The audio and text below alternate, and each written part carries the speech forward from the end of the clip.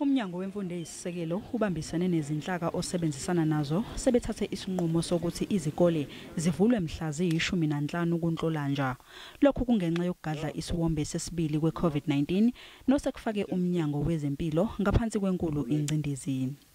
Given the pressure experienced by the health system in the past few weeks, occasioned by the increased COVID-19 infections, which has led to the second wave, the Council of Education Ministers, in conjunction with the National Coronavirus Command Council and Cabinet, has taken the decision to delay the reopening of both public and private schools with 2 weeks.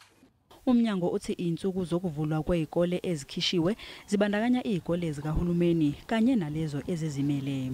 If you are an independent school, a private school, or what, you are a school, and there are many people in the school, and they operate within the same community and the same society of the Republic of South Africa.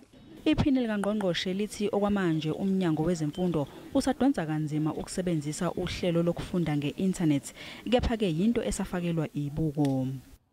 We are working with all the service providers, all of them I can name them, including SABC, radio and television, and Vodacom, Telkom, all of them. We are working together with them to improve on the ICT and the e-learning, because it shows that moving forward, that is the way to go.